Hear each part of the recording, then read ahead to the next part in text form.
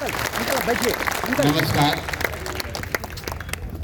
आप सभी धैर्य पूर्वक इतने देर से बैठे हुए हैं, इसके लिए आपका हृदय से धन्यवाद कर रहे हैं। हम लोग को कोई जल्दी नहीं है। अगर आप चाहें, बहुत साथियों ने हाथ उठाया, बात करना चाहते, हम यहीं रहते हैं, हमें कोई जल्दी नहीं है। अगर आप चाहें तो इसी बात कर लीजिए। हम लोग 3-4 घंटे भी बैठ सकते हैं। जो लोग, अरे रखिए, इस बात कर लेंगे, बैठे बैठे। जो साथी यहाँ सभा में बातचीत अपनी न रख सके, वो हमसे व्यक्तिगत तौर पर भी मिल सकते हैं। ये कोई रैली नहीं है, ये आश्रम इसीलिए है कि यहाँ आकर मिल सकते हैं, 1-2 दिन रह सकते हैं, अनुभव कर सकते हैं, अपनी बात बता सकते हैं, दूसरे साथियों से कुछ सीख सकते हैं। ये जो पूरा प्रयास है, आप जितने लोग आए हैं ज्यादातर राजनीतिक लोग हैं। ऐसा नहीं है कि पहले आपने कोई भाषण नहीं सुना, अच्छे विचार नहीं सुने, जीवन में कभी कोई अच्छा प्रयास होते नहीं देखा। आप तो सब लोग पहले राजनीति करते रहे। ऐसा भी नहीं है कि एससी समाज से लोग एमएलए एमपी नहीं बने। ये एकमात्र ऐसा समाज है जिसको पूरी भागीदारी बाबा साहब के वजह से मिली हुई है, फिर भी कोई फायदा नहीं हुआ। अति पिछड़ा समाज के लोग अगर कहते हैं कि भैया हम लोग को भागीदारी चाहिए, एससी समाज के लोग तो ये भी नहीं कह सकते। भागीदारी तो आपको बाबा साहब के वजह से पहले से मिली हुई है, कोई वो छीन नहीं सकता। इसलिए ये चिंतन की जरूरत है कि भागीदारी के बावजूद आपकी दशा क्यों नहीं सुधरी। ये आपको क्या बताता है कि किसी व्यक्ति के एमएलए बनने से, किसी के एमपी बनने से, तो चाहे जनसुराज से बन जाए, कांग्रेस से बन जाए, किसी दूसरे दल से बन जाए, उससे समाज सुधर जाए ये जरूरी नहीं। प्रशांत किशोर बन जाएंगे, मनोज भारती बन जाएंगे, जनसुराज की सरकार आ जाएगी तो सब सुधर जाएगा, ऐसा नहीं है। ऐसा होता तो बहुत लोग पहले बने हुए हैं। जगजीवन राम जी यहाँ से उप प्रधानमंत्री बन गए। हम उन्हीं के क्षेत्र सासाराम से आते हैं। वहां दलितों की स्थिति किसी दूसरे क्षेत्र के दलितों से अलग नहीं। रामविलास जी इतने लंबे समय तक बहुत बड़े नेता रहे, लेकिन पासवान समाज की स्थिति बहुत अच्छी हो बिहार में, ऐसा नहीं। मांझी जी यहाँ मुख्यमंत्री बने, अभी भी मुख्यमंत्री हैं, बड़े मंत्री हैं केंद्र में, लेकिन आज भी मांझी समाज की क्या स्थिति है ये आपसे छुपी नहीं है। अभी मैं एक आंकड़ा देख रहा था, कोई कह रहा है 48% दलित पढ़े लिखे हैं। ये सरकारी आंकड़ा है। सिर्फ 3%, 100 में 3 दलित समाज के बच्चे 12वीं पास करते हैं बिहार में। 100 में 3 आदमी ही दलित समाज का आज पढ़ाई कर रहा, 12वीं पास कर रहा है। ये स्थिति तब है जब 40 विधायक दलित समाज के हैं। यहाँ से कई एमपी जीत कर गए हैं जो आपके समाज के हैं। मेरे भाई, सिर्फ राजनीतिक भागीदारी से समाज नहीं सुधर सकता। हमने पैदल चलते हुए जो अनुभव किया, हमने गांव-गांव में देखा, दलितों की जो सबसे बड़ी परेशानी है वो है सामाजिक शिक्षा का अभाव। अगर फॉर्मल शिक्षा नहीं भी है, शिक्षा को लेकर कोई सोच ही नहीं है। बाबा साहब का मूर्ति लग गया है हर गांव में, लोग माला पहना रहे। बहुत गरीब परिवार में भी, दलित टोलों में हमने देखा, लोगों ने चंदा करके बाबा साहब का मूर्ति लगा लिया। लेकिन बाबा साहब ने जो कहा और कहने से ज्यादा जो अपने जीवन में उन्होंने किया, जब मौका लगा किसी दूसरे से मदद भी लेकर सबसे पहले पढ़ाई की। आजादी की लड़ाई को छोड़कर भी बीच में पढ़ने गए। ये बात बताती है कि शिक्षा का कितना बड़ा महत्व उन्होंने खुद समझा था। तो बाबा साहब को श्रद्धांजलि सिर्फ जय भीम नारा लगाने से नहीं होगा। अपने बच्चों को पढ़ाने के लिए कुछ कीजिएगा, तब कुछ बात बनेगी। यहाँ से विधायक कितना आदमी बन सकता है? अगर बहुत जन सुराज का आंधी आ जाएगा तो 40 आदमी बन जाएगा। दलित समाज के जितने साथी हम लोग से जुड़े हुए हैं, हर आदमी तो विधायक नहीं बन सकता है। इसीलिए जो अभियान हम लोग शुरू कर रहे हैं, ये वोट मांगने का अभियान नहीं है। जन स्वराज का सरकार बने न बने, हम लोग को सफलता मिले न मिले, लेकिन एक बात तय है, अगले 1 महीने में आपकी मदद से कम 1000 दलित साथियों को इकट्ठा करके, उनको प्रेरित करके, उनसे अनुनय विनय करके, उनको साधन देकर जरूर दलित गांव में, बस्तियों में, टोलों में जन स्वराज लोगों को भेजेगा, ताकि घर घर लोगों को कहा जाए कि एक बच्चा, कम से कम एक बच्चा अपने परिवार से चुनो जिसको तुम पढ़ाओगे। सफलता जन स्वराज को मिले न मिले, इस पूरे अभियान में 3 महीना अपना जीवन का निकालिए, सिर्फ 3 महीना निकालिए जीवन का। आपका 1 रुपया लगेगा नहीं।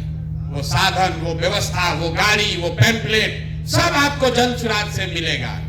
14 तारीख को बाबा साहब का जन्मदिन आप मनाइएगा। 3 महीना फरवरी, मार्च और 14 अप्रैल तक, मतलब कुल मिलाकर 100 दिन भी नहीं है। 100 दिन अपने समाज के लिए निकालिए। वो गाड़ियों से टोलों में जाइए और घरों में लोगों को संकल्प दिलवाइए कि एक बच्चा, कम से कम एक बच्चा जरूर पढ़ाएंगे। ये जागरूकता पैदा कीजिए। जन स्वराज का जो होगा सो होगा। इस अभियान से अगर 10,000 बच्चे भी स्कूल चले गए तो आपकी मेहनत और ये पूरी साधना, पूरा प्रयास, उसको सफल मान लिया जाए। 10,000 बच्चों का जीवन सुधारिए, ये संकल्प के लिए यहाँ जुटे हैं। वोट नहीं मांगना है। इस पूरे अभियान में आपको वोट नहीं मांगना है। सिर्फ और सिर्फ जाकर दलित बस्तियों में ये बात बतानी है कि एक बच्चा भी पढ़ाओ। हम ब्राह्मण समाज से आते हैं। हमारे दादाजी भूमिहीन थे, बैलगाड़ी चलाते थे। मैं सभाओं में कहता हूं, इतने गरीब थे कि हमारे बाबा 3 लोग थे, 2 आदमी शादी नहीं किया कि खिलाएंगे कैसे। हमारे पिताजी 7-8 भाई बहन लोग थे। किसी को पढ़ाने का साधन नहीं था। सब लोग मजदूरी करके एक हमारे बाबूजी को पढ़ाया। हमारे बाबूजी डॉक्टर बन गए। हमारे पिताजी ने हमको पढ़ाया है, तब न हम इतना खड़ा होकर भाषण कर रहे हैं। ये पढ़ाई की ताकत है। ये पढ़ाई की ताकत है। आप चाहे ब्राह्मण हैं, कुशवाहा हैं, यादव हैं, दलित हैं, पढ़ोगे नहीं तो आगे निकल नहीं सकते हो। यही उपाय है। इसलिए पहला प्रयास, पहले लोगों को पढ़ाने के लिए जागरूक करना है। ये आपको लगता है कि सब लोग पढ़ाना चाहता है, स्कूल नहीं है, ऐसी बात नहीं है। गरीबी में जो 10 साल पूरा 2-2 जनरेशन से रह गया है, 2-2 पीढ़ियों से जो गरीबी में रह गया है, उसके परिवार वाले को लगता है कि पढ़ा लिखा के भी क्या होगा भैया, उसके बाद वो नौकरी नहीं मिलता है। हमने कई दलित बस्तियों में बात की है। लोग कहते हैं भैया पढ़ लिख के क्या होगा, हमको नौकरी दिलवाइए। उसको ये समझ नहीं है कि बिना पढ़ लिख कर अगर नौकरी करेगा तो उसका लड़का मजदूरी ही करेगा। बिना पढ़े लिखे आप कलेक्टर नहीं बन सकते। ये बात लोगों को बताने की जरूरत है। और खाली चुनाव की बात मत दिन रात सोचिए। पेरियार से बड़ा कोई दलित चिंतक नहीं हुआ। पेरियार जीवन में कभी चुनाव नहीं लड़े। इसका मतलब ये नहीं है कि उन्होंने समाज के लिए कुछ किया नहीं। राजनीति का मतलब सिर्फ चुनाव लड़ना नहीं है। राजनीति में सिर्फ चुनाव लड़के ताकत नहीं है। हम तो जीवन में एमएलए एमपी नहीं लड़े हैं, तो हमारी ताकत नहीं है। आप समाज के लिए खड़ा होइएगा, समाज के लिए कुछ कीजिएगा। 10, 20, 50, 100 आदमी आपके साथ खड़ा होगा। आपके प्रयास से उसका जीवन सुधरेगा।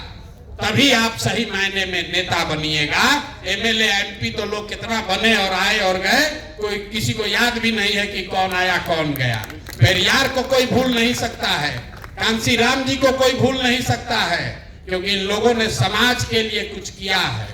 तो आप छोटे स्तर पर ही सही जो प्रयास जन स्वराज कर रहा है, आप अभी यहां से जब जाएंगे, आपको कुछ नहीं करना है। अपने साथ 5 ऐसे दलित समाज के साथियों को जोड़िए जो 2 महीना देना चाहता है। आज से 10 दिन के अंदर, जिस दिन आप तय कर लेंगे भैया हमारे पास 5 आदमी हम लोग हो गए, आपको जन स्वराज अपने खर्चा से गाड़ी आपको मुहैया कराएगा, आप उस गाड़ी से लीजिए और अपने एरिया में, अपने प्रखंड में, समाज में जाकर इस बाबा साहब के संदेश को लेकर जाइए। और हर प्रखंड से, एक प्रखंड में 15 से 20 पंचायत है, हर प्रखंड से 5 ऐसे साथियों को ढूंढिए, 5 ऐसे दलित समाज के युवाओं को ढूंढिए जिसको जन स्वराज प्रशिक्षित कर सके, जिनको हम लोग सिखा सके, जिनमें हम लोग साधन व्यवस्था लगाकर आगे नेतृत्व की क्षमता पैदा कर सके। इसमें बूढ़े लोगों को क्यों नहीं बुलाया जा रहा? जो बूढ़ा है उसका तो अनुभव है, वो तो राजनीति कर ही रहा। जो 20 साल से 40 साल का लड़का है, जो अनुसूचित जाति समाज का है, उसको मोबाइल चलाने आता है या नहीं आता है, उसको कोई ऊपर बढ़ाने वाला नहीं है, उसके बाबूजी विधायक नहीं है, उसके पास पैसा नहीं है, वो मुखिया लड़ सकता है, उसको कोई बताने समझाने वाला नहीं है। हर पंचायत से 5 ऐसे लड़कों को चुनकर निकालिए और 14 अप्रैल को जब हम लोग बाबा साहब का बर्थडे मनाने के लिए जुटेंगे तो ऐसे 50,000 बच्चों के लिए प्रशिक्षण की व्यवस्था, उनको राजनीति में आगे बढ़ाने की व्यवस्था जन स्वराज ने खर्चे पर करेगा। वो सारे आपके समाज के बच्चे होंगे। इतना काम आप कर सकते हैं कि नहीं कर सकते? हो सकता है कि नहीं हो सकता है? सब लोग सोच के बताइए, हाथ मत उठाइए। हो सकता है ना भाई? और आपको कोई मॉनिटरिंग नहीं करेगा, कोई मॉनिटरिंग नहीं है कि गाड़ी आप लेकर कहां गए। आप गाड़ी ले जाके रिश्तेदार के यहाँ भी घूमिए, कोई दिक्कत नहीं। अपना बेटा बेटी के यहाँ भी घूमिए।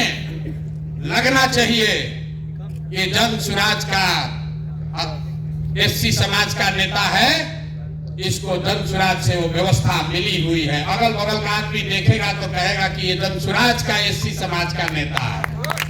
जाइए अपने रिश्तेदारों के यहाँ घूमिए, अपना बेटा बेटी के यहाँ, रिश्तेदार के यहाँ बता दीजिए कि जन स्वराज से जुड़ गए हैं, अब हम भी झोला लेकर घूमने वाले नहीं हैं। लेकिन अगर महीना में 20 दिन भी आप काम ठीक से कर दिए, 5 दिन आराम कीजिए, 5 दिन गाड़ी से अपने रिश्तेदार के यहाँ घूमिए। हम आपको सामने से कह रहे हैं, लेकिन कम से कम 15-20 दिन जरूर मेहनत कीजिए। 15-20 दिन जरूर मेहनत कीजिए। एक पंचायत में 1 दिन दीजिएगा तो 5 अपने अच्छे एससी समाज के बच्चों को ढूंढ कर निकाल लीजिएगा। 2 महीना समय है।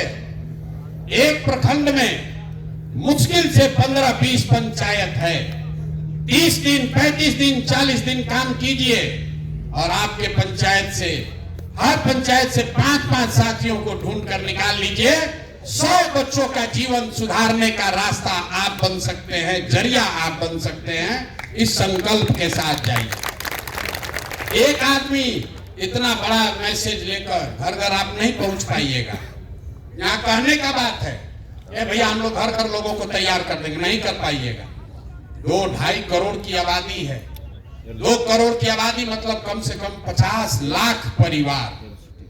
50 लाख परिवार तक 500 आदमी नहीं पहुंच सकते हैं। लेकिन आपके जरिए अगर 50,000 बच्चे तैयार हो गए तो उनके जरिए घर घर पहुंचा जा सकता है। तो जब अप्रैल में 14 अप्रैल को 50,000 अंबेडकर वाहिनी के साथी खड़े होंगे तो जून में सब परिवार में जाकर हम लोग कोशिश करेंगे कि बच्चों को, एक बच्चों को कम से कम ले जाकर स्कूल में एडमिशन कराया जाए।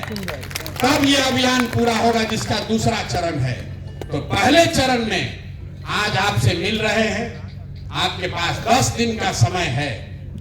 10 दिन में 5 लोगों का अपना टीम बना लीजिए। 5 लोगों का टीम बना लीजिए और एक कोई युवा साथी जोड़िए जो आप काम कीजिएगा उसका वीडियो बनाए और सोशल मीडिया पर डाले। इस चीज को सीखिए, ये बहुत बड़ा हथियार है। प्रशांत किशोर गांव-गांव चले हैं, ये आपको कैसे पता है? आप में से बहुत सारे साथी आपके गांव में हम नहीं गए, आपने उसको सोशल मीडिया पर देखा। तो जो काम आप करते हैं उसको फेसबुक पर डालना सीखिए, तभी वो बात घर घर आपका पहुंचेगा, आपका प्रभाव बढ़ेगा। वरना आप सोचिएगा कि हम लोग तो दलित समाज का भैया नेता हैं, हम लोग को इस फेसबुक से कैसे काम चलेगा। बहुत लोग आकर कहता है, अपने आप को आप पीछे कर रहे हैं। लोग कहता है भैया हम लोग जिस समाज का नेता है वहां तो फेसबुक से क्या होगा, हम लोग तो नीचे उतर के काम करते हैं। आप नीचे उतर के काम कीजिए, लेकिन ये हथियार है, इसको अगर आप नहीं सीखिएगा तो आगे आप चाहे मुखिया का चुनाव लड़िए या पंचायत लड़िए, विधायक लड़िए, आप कहीं ना कहीं दूसरे पर आश्रित रहिएगा। लोग कहेगा ये देखिए दलित समाज का नेता है इसलिए इसको फेसबुक को नहीं समझ में आ रहा। इसलिए जब ये संवाद कीजिए तो एक साथी अपने गाड़ी में जरूर बैठाइए जिसके पास ये फोन है और जो वहां से फेसबुक पर आपका डाले कि आपने 4 बच्चों को क्या सिखाया, लोगों को क्या भाषण दिया। तो भले वहां 5 आदमी रहेगा, आपके फेसबुक पर 50 आदमी देखेगा, वो जानेगा कि आप वो आदमी है जो समाज के सुधार के लिए कोई प्रयास कर रहे हैं।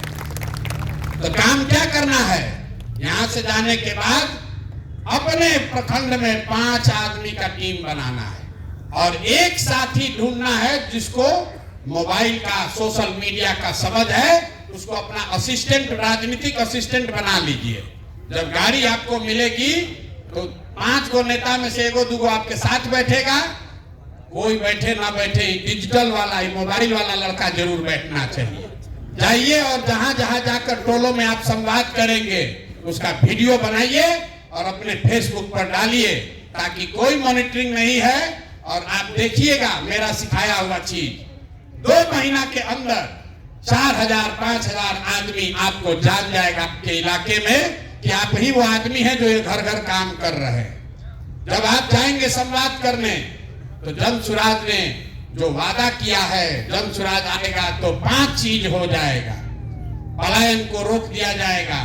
सबसे ज्यादा पलायन कौन कर रहा है?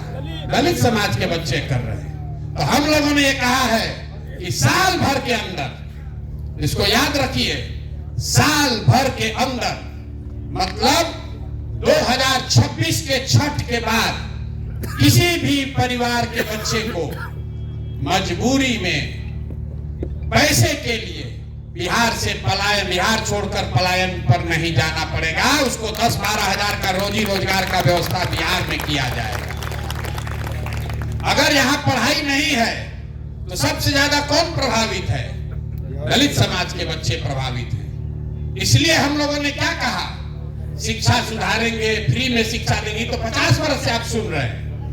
जन सुराज ये कह रहा है कि जब तक सरकारी स्कूल नहीं सुधरेगा तब तक आप अपने बच्चे को प्राइवेट स्कूल में भेजिए और फीस उसका सरकार भरेगी, ताकि आपका बच्चा भी अंग्रेजी स्कूल में पढ़ सके।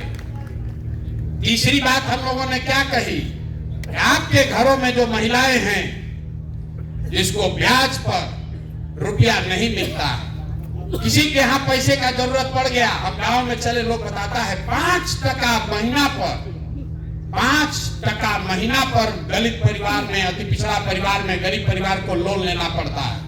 तो जन सुराज ने कहा कि 4% के सालाना ब्याज पर साल भर में 100 रुपया में सिर्फ 4 रुपया सूद लगेगा। आप पैसा बैंक से लीजिए लोन और आपका ब्याज सरकार भरेगी, जो पैसा लीजिएगा वो वापस कर दीजिएगा। ये बात जन सुराज ने कही है। 5 बात जो आपके नजरिए से सबसे जरूरी है, शिक्षा, पलायन और पूंजी। लेकिन इसके साथ साथ जब सब साथी हम लोग बैठे तो ये तय हुआ कि नहीं, इसके अलावा जो दलित समाज के अपनी चिंता है उनके लिए जन सुराज क्या करेगा, वो पर्चा भी आपको अभी 10 दिन में मिलेगा जब आप संवाद चालू करेंगे। तो जो पहला वादा किया जा रहा है, मैंने जो आपको आंकड़ा बताया कि सिर्फ 3% दलित समाज के बच्चे 12वीं पास कर रहे हैं। तो ये तय किया गया कि 10वां पास जो भी करेगा, जो भी दलित समाज का बच्चा 10th पास कर जाए, 50% अगर उसको मार्क्स आया है 50 या ज्यादा, उसको कम से कम 2000 रुपया महीना का स्कॉलरशिप मिले, ताकि वो आगे का पढ़ाई जब तक चाहे वो कर सके। इस पर आपकी सहमति है कि नहीं है? है सहमति ना भाई? इसको रखा जाए ना, इसको रखा जाए। दूसरी बात, यहाँ पर सबसे बड़ी समस्या लोगों ने बताया, भैया घर बनाने के लिए जमीन नहीं है। आपको मालूम है यहाँ कानून है। कानून ये है कि जो गरमजरुआ जमीन है उससे कम 3 डिसमिल जमीन दलित परिवारों को जरूर मिलना चाहिए। जहां पर ब्लॉक में, पंचायत में गर्मजरवा जमीन नहीं है, वहां डीएम को प्राइवेट जमीन खरीद कर जमीन आपको देनी है। लेकिन ताली मत बजाइए, तो कानून पहले से है, लागू नहीं है। तो जन सुराज में हम लोग ये वादा कर रहे हैं और आप ये मैसेज लेकर जाइएगा कि अगले 3 वर्ष में जब जन सुराज की ये व्यवस्था बनेगी तो 100% जितने 50 लाख दलित परिवार हैं भूमिहीन, जो जमीन के बगैर इंदिरा आवास योजना का लाभ भी नहीं उठा पा रहे हैं, उनको 3 डिसमिल जमीन अभियान चलाकर, चाहे सरकार को खरीद के देना पड़े, हर परिवार को 3 डिसमिल जमीन जरूर दे दिया जाएगा। ये दूसरे बात होना चाहिए कि आप सहमत हैं कि कोई चेंज होना चाहिए? घर बनाने के लिए 3 डिसमिल जमीन मिलने की बात होनी चाहिए कि नहीं? 5 का है, 3 का है। 3 डिसमिल सर, 1 मिनट सर, सरकार का जो योजना था उसको अभियान बसेरा कहा गया था, तो 3 डिसमिल हुआ 14 धूरा, 5 डिसमिल होता है मकान में सहन मकान और बारी, इसलिए 5 डिसमिल। अच्छा, अभी हम लोग 3 की बात किए हैं, ये भाई उठा रहे 5 की बात, इसको देखना पड़ेगा, हम अभी वादा नहीं कर रहे हम लोग। तीसरी बात जो कही गई कि जो हम लोग गांव में देखे, ये मेरा अनुभव है, कुछ लोग उससे सहमत हैं, कुछ लोग नहीं सहमत हैं, आपकी राय जानना चाहते हैं। हमने देखा कि बिहार में बहुत बड़ी संख्या में जो लोग खेती, अपना खेत बटाई पर देते हैं, वो दलित समाज के लोग वो बटाई पर जमीन नहीं ले पा रहे। उसकी 2 वजह दिखी। एक तो दलित समाज के पास, कई साथियों के पास पैसा ही नहीं है कि खेत बटाई पर भी ले सके, और दूसरा ये दिखा कि कई जगहों पर लोग दलित समाज के साथियों को इसलिए जमीन नहीं देते हैं कि डरता है कि अगर दलित समाज के लोगों को जमीन पट्टा पर देंगे, बटाई पर देंगे तो कब्जा कर लेगा। चूंकि पहले यहाँ जमीन को लेकर संघर्ष चला है, तो इसलिए जन सुराज ये सुझाव के तौर पर रख रहा है, आप लोग इस पर अपना मत दीजिए कि अगर जन सुराज की व्यवस्था बनेगी तो सरकारी जमीन जो है उसको सरकार पट्टे पर दलित समाज के साथियों को प्रायोरिटी पर दे, ताकि आप भी खेती कर सके और आपको मजदूरी न करना पड़े। दलित समाज में एक बहुत बड़े वर्ग को किसानी से जोड़ा जाए, इसलिए ये हम लोग वादा करना चाहते हैं। चौथी बात जो कही गई कि दलित समाज के जो साथी हैं, जो कॉन्ट्रैक्टर बनना चाहते हैं, कुछ छोटा मोटा बिजनेस करना चाहते हैं, उनको पूंजी कर्जा नहीं मिलता है, तो एक विशेष अभियान चलाकर दलित समाज के युवाओं को ट्रेनिंग, प्रशिक्षण और उनको ऋण की व्यवस्था सरकारी गारंटी पर किया जाए, ताकि आपको बैंक में जमीन न रखना पड़े। आपके पास है ही नहीं तो आप गारंटी दे नहीं पाते, आपको लोन मिलता नहीं है, तो सरकार अपने गारंटी पर दलित समाज के प्रशिक्षित युवाओं को लोन मुहैया कराए। ये चौथी बात कहना चाहते हैं। और 5वीं बात जो राजनीतिक है, जितनी आपकी संख्या है, आपको रिजर्वेशन आरक्षित सीट पर मिला हुआ है। जन सुराज ये कह रहा है कि नहीं, जिन सीटों पर दलित समाज की संख्या है, वहां काबिल लोग हैं, वो सीट भले आरक्षित नहीं है, लेकिन अगर काबिल कोई दलित समाज का व्यक्ति है तो उसको भी चुनाव लड़ाया जाए, चाहे वो मुखिया की बात हो या विधायक की बात हो। हम आपको अपने अनुभव से बता रहे हैं। अभी रामगढ़ में चुनाव हुआ, रामगढ़ कैमूर में अभी उपचुनाव हुआ। वहां पर लोग कहते हैं कि ये चित्तौड़गढ़ है, यहाँ पर राजपूत छोड़कर दूसरा कोई नहीं जीत सकता। बसपा का भी वहां बड़ा प्रभाव है, लेकिन वहां पर आज तक कोई दलित विधायक न लड़ा न कोई जीता, जबकि सबसे बड़ी आबादी वहां पर करीब 25% आबादी दलितों की है। राजपूत वहां 12% है, 25% वहां पर अनुसूचित जाति समाज के लोग हैं, लेकिन उनको भागीदारी नहीं है। हम लोगों ने कोशिश की कि वहां पर कोई अनुसूचित जाति समाज का आदमी चुनाव लड़े, और आपको जानकर आश्चर्य होगा, बहुत प्रयास करने के बाद भी वहां दलित एक्टिविस्ट हैं, बसपा से जुड़े हुए बड़े बड़े दलित समाज के लीडर हैं, लेकिन किसी का हिम्मत नहीं पड़ा वहां कि जन स्वराज के खर्चा पर भी कोई चुनाव लड़ने के लिए तैयार नहीं हुआ। कहता ना भैया यहां नहीं चुनाव लड़ सकते। इसलिए ये जो पांचवी बात है कि जो सीट आरक्षित नहीं है, अगर वहां संख्या है, अगर वहां अनुसूचित जाति समाज का कोई काबिल व्यक्ति है तो उसको लड़ने का, भागीदार बनने का, लोकतांत्रिक प्रक्रिया में हिस्सा बनने का उसको अधिकार दिया जाए। एक और बात सुझाव के तौर पर आया है, अभी उसको शामिल नहीं किया गया है, वो है दलित थानों की बात। कुछ साथियों ने कहा कि ये भैया अनुमंडल के स्तर पर अनुसूचित जाति समाज के लिए विशेष थाने बनाए जाने चाहिए। ये आप समझते हैं कि बहुत जरूरी है कि इसके बगैर भी काम चल सकता है? अरे भैया जरूरी तो सब चीज है, 5-6 को चीज करना है, इसको शामिल करोगे तो एक चीज हट जाएगा। मतलब अनुसूचित जाति समाज के लिए हर प्रखंड में या अनुमंडल में थाना हो, ये कितना जरूरी है? जरूरी नहीं है सब जगह है भैया। आप फिर देख लीजिए, 5 ही चीज रख सकते हैं, तो 5 हमने आपको बता दिया। अगर थाना शामिल कीजिएगा तो कुछ एक चीज हटाना पड़ेगा, तो इसको हटा दिया जाए। हैं? पहले जो 5 बोले हैं ठीक है ना, उस पर सबकी सहमति है, उसी 5 को बना लिया जाए। एक चीज इसमें है कि जो पहला है स्कॉलरशिप, उसी 10वीं से ज्यादा जो पढ़ गया उसको कम से कम 2-2.5 हजार रुपया का सहायता, और साथ में ही जो दलित छात्रावास हैं उसका फिर से पुनर्निर्माण, पुनरुद्धार किया जाए, ताकि वहां पुस्तकालय और रहने की व्यवस्था, पढ़ने की व्यवस्था, वो पहला ही प्रॉमिस में उसको जोड़ा जा रहा है। तो ये 5 मांग के साथ हम लोग को अनुसूचित जाति समाज के पास जाना है, और ये जन स्वराज का कमिटमेंट है जो पूरे समाज को कर रहे हैं। उसके अलावा जो अनुसूचित जाति के लिए ये 5 मांग रखी जा रही है, अगर आप सब सहमत हैं तो अगले 10 दिन में इसको हम लोग आधिकारिक तौर पर जन स्वराज के एजेंडा में, जन स्वराज के घोषणा पत्र में, कोर कमेटी में रखकर पारित करेंगे। अगर आप लोग सब सहमत हैं तो एक बार हाथ उठाकर सहमति दे दीजिए। ये 5 मुद्दा शामिल कर लिया जाए ना भाई। तो अब कितने लोग ये समझते हैं कि अगले 10 दिन में 5 साथियों को, जो राजनीतिक सामाजिक समझ रखने वाले लोग हैं, कितने लोग समझ रहे हैं कि आप अपनी टीम बना लीजिएगा?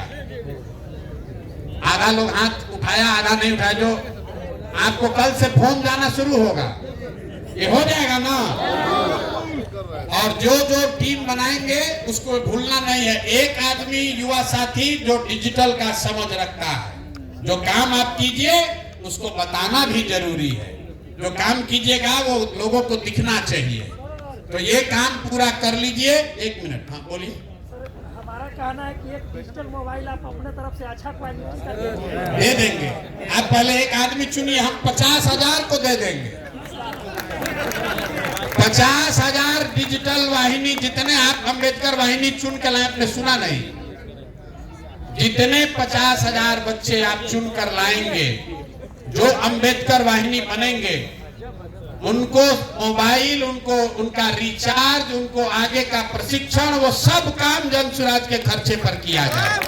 पहले आप आदमी तो खोजो यार, पहले आदमी तो ना, मोबाइल लेने वाला नहीं, मोबाइल लेने वाला नहीं, जो उसको लेकर समाज के लिए कुछ करे उसके लिए। इसीलिए पहले आपको गाड़ी नहीं दे रहे, आप 10 दिन में काम करके दिखाइए, गाड़ी आपको मिल जाएगी। उस गाड़ी से आप राजनीति कीजिए, अपनी पहचान बनाइए, अपने समाज के लोगों का भला कीजिए। जन स्वराज जीते चाहे हारे, 2 महीना मेहनत करोगे, कम से कम अपने प्रखंड में सबसे सशक्त चेहरा आप बन जाओगे। ये काम हर हालत में करना है। आपका इस्तेमाल बहुत लोगों ने किया है। लोग कहता है भैया हम लोग का इस्तेमाल बहुत लोग करता है। अरे कम से कम अब आपके पास अवसर आया है, आप जन स्वराज का इस्तेमाल करके 2 कदम आगे बढ़ जाइए। इतना तो होना चाहिए ना भाई। बहुत लोग कह रहा है प्रशांत किशोर पागल हो गया है, इसका पैसा लोग लूट लेगा। हमको भरोसा है कि जिस समाज में लोगों ने सिर्फ दिया है, कुछ लिया नहीं है, उसमें हम ये ताकत लगा रहे हैं। आप पर हमको भरोसा है, आप कोई धोखा नहीं करेगा, कोई धोखा नहीं करेगा, हमको मालूम है कोई धोखा नहीं करेगा, कोई धोखा नहीं करेगा, हमको ये मालूम है। ये सुविधा सवर्णों को नहीं दी जा रही, ये सुविधा ओबीसी वर्ग को नहीं दिया जा रहा, सिर्फ 3 समाज के लोग, महिलाएं, अनुसूचित जाति, मुसलमान और अति पिछड़ा समाज के लोगों में नीचे से नेतृत्व खड़ा हो, इसके लिए जन स्वराज ये व्यवस्था बना रहा है। तो आप, और उसमें भी हमेशा की तरह सबसे पहली शुरुआत आपके द्वारा की जा रही है। सबसे पहला बैठक आपका महिलाओं का हुआ और अब आपका हो रहा है।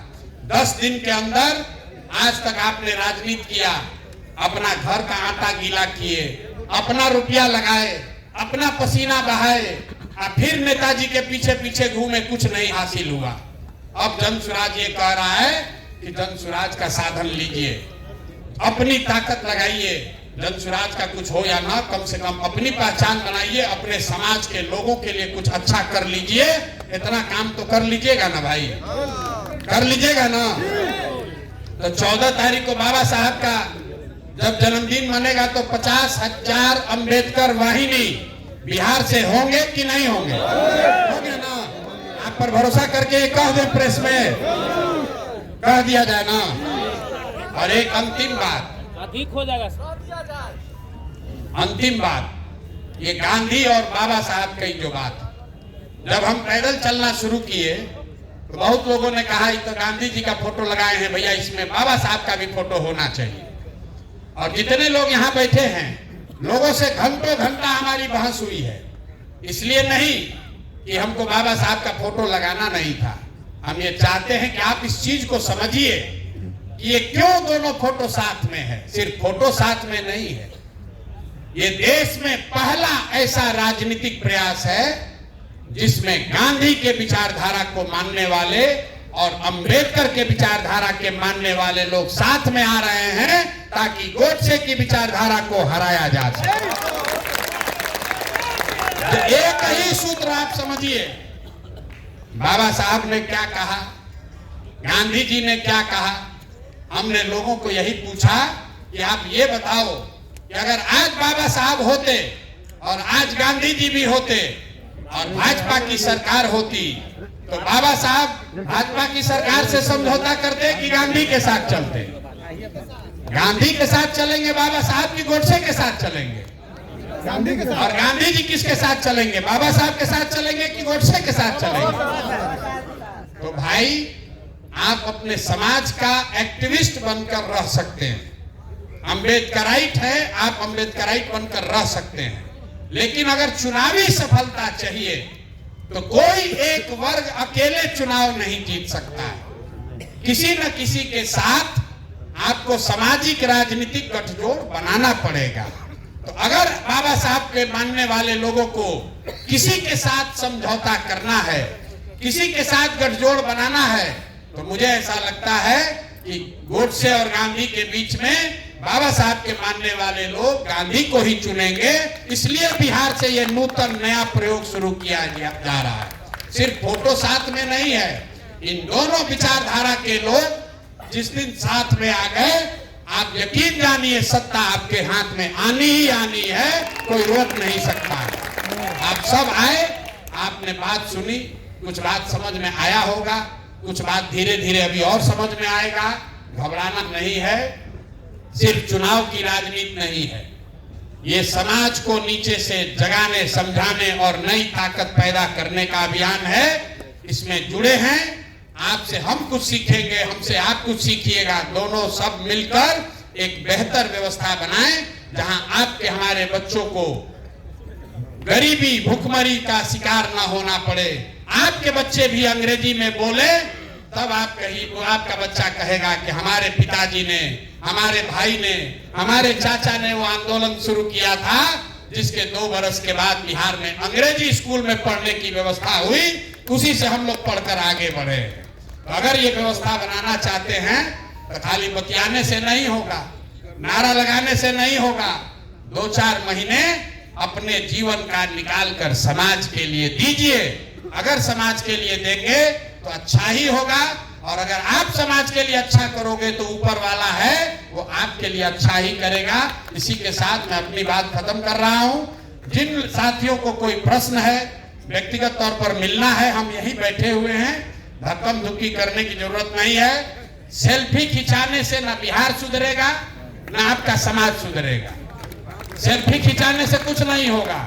विचार को आत्मसात करना पड़ेगा, परिश्रम करनी पड़ेगी, तपस्या करनी पड़ेगी, साधन व्यवस्था अपने आप मिलेगा।